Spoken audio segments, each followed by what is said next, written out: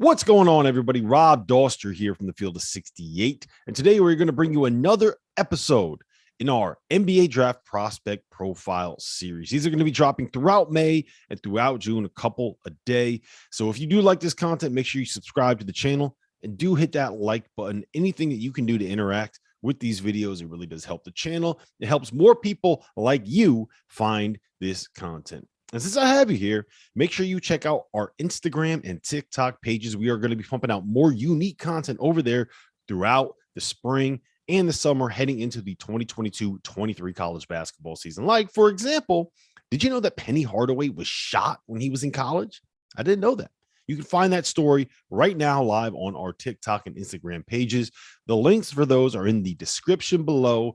So without further ado, let's get into another Field of 68 NBA Draft Prospect Profile.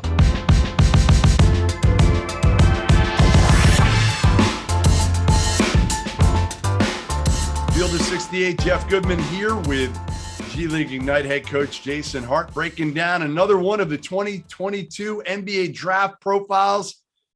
And Jaden Hardy is who we're talking about here, and 6'4", 200-pound guard. I've heard about him for years, Jason, because he was a guy that, if you follow recruiting, you had to know about Jaden Hardy. He was, as high as I think number 2 in his class, decided not to go to college, go the G League Ignite route. Struggled a little bit this year for you, probably because he didn't have free reign, is my guess, to have the ball in his hands all the time. He had to share the ball, share the spotlight a little bit with some other really good, talented players. How was that adjustment for him? Well, I just think the adjustment, it wasn't so much that he didn't have the ball. I just think it was more adjusting to the pro game and being able to figure out how can I have success like I did in high school. So you got to think, when we take these guys, they coming from high school. And so for me, I give them freedom, but I also coach them to what the pros want to see, because I don't want to turn none of them into robots. Yeah. But he's super, super talented, and he averaged 19. So when they say he struggled, I'm like, yeah, he struggled with some defensive concepts like all young guys, but he still averaged 19 versus grown men. And so, I mean, his struggle was just figuring out how to and when to. And so far as the actual skill set, that never waned, that never changed. It was just the how to and the when to, which he got to continue to get better. And he will. 19 years old, a pure scorer. Is that fair to say? Yep, pure scorer. Really good playmaker, can play make more than people give him credit for. He averaged 19, 4 rebounds, and 4 assists for us. So he was able to demonstrate. And then Dyson averaged 4.4 assists. So if you figure those are two guys, that was 8 assists right there, that he did have some good playmaking skills. But his number one skill set is obviously his shooting, but his ability to get a shot off when he feels like it. That's a weapon that he has, and it's not a lot of NBA players that can do that. How athletic is he? Is he super athletic or more kind of crafty and has that burst? How would you describe him? He has a very quick burst. Now, he doesn't jump like Russell Westbrook, but if he gets a step on you, he can boom it on you, which is all the athleticism you need. Normally, guys coming out of college that are dunkers, Ja Morant, he's freaky athletic, but it's not a lot of Ja Morant. So eventually you got to play with the neck up. And I think once that part of the game slows down for him, he'll be able to dominate like it was high school again.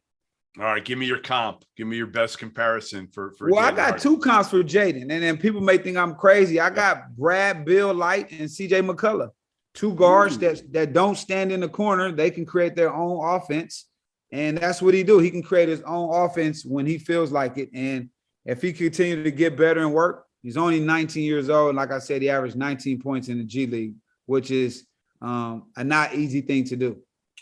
So it sounds like the biggest things for him are just kind of maturity at 19 years old, maturity, overall decision-making. All the tools are there, Jason, aren't they? All the physical tools are there. It's just being able to know when to use those tools. So I may need to use a screwdriver here, and I may need to use a flathead here. That's all he has to do, because yesterday he had a pro day here in LA, and every NBA team was there. Every GM, all 30 teams was there. So that lets you know that his talent is surely needed in the NBA. All right. I know he put up big numbers in the offensive end.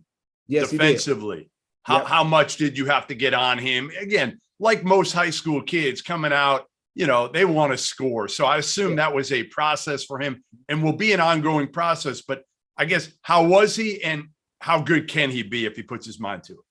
Well, just like all of the young guys, it's the mentality of, if I really don't know who you are, if your name not Kevin Durant or Bradley Beal, then I may not have to take this assignment that serious. Yep. But just like all young guys, you have to continue to get better and want to do better on the defensive end. And I told all these guys, if you want to play in the NBA early, you better play some defense. And if you look at the playoffs right now, all the young guys that do play, one thing they do bring is defense. And so he has it. You just got to demand it of him and make him accountable at that end. And he has the ability to do it. Well, that's where, his teammates, you talked about Dyson Daniels, you talked about Marjan. Those guys guard at a high level. Do you see Jaden as a guy that it may take time? He may spend time in the G League because his defense still in decision-making needs some time to develop?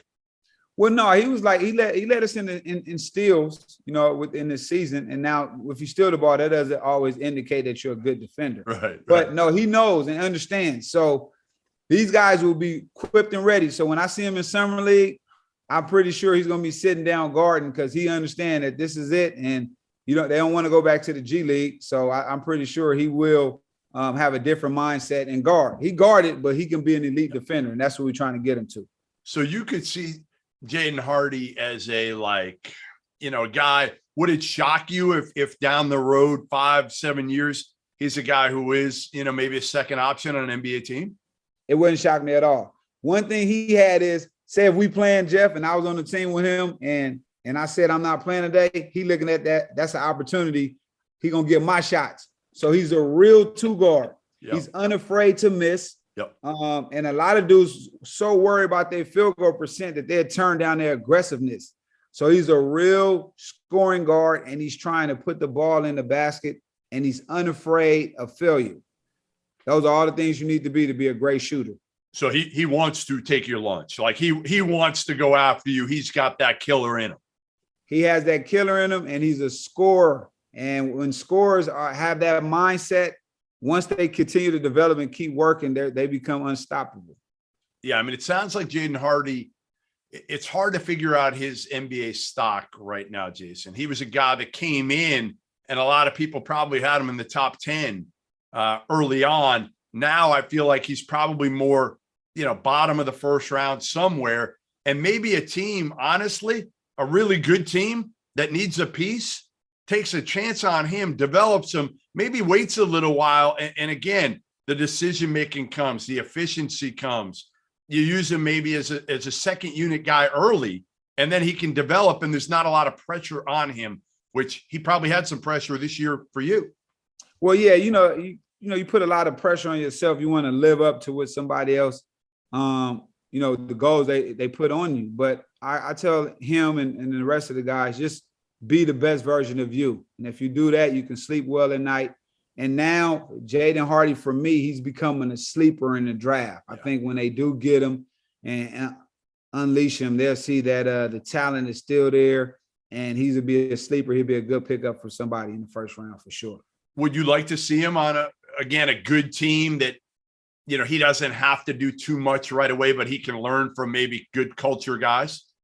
Man, for me, honestly, I just want to see him with an NBA jersey on with some NBA socks because it's so hard to make it there. So I'm not going to be picky. I play for a lot of teams, Jeff, and I always tell them just to get on one team, just to get one team. So I just want to see him on one team. I want to see him smile and have his opportunities to live out his dreams.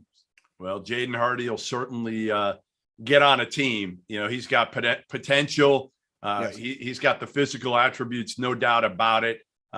Jeff Goodman here with Jason Hart, breaking down the game of Jaden Hardy here on the Field of 68's 2022 NBA Draft Profiles. Make sure you follow us on the Field of 68's YouTube, Twitter accounts, where we break down every single potential NBA draft.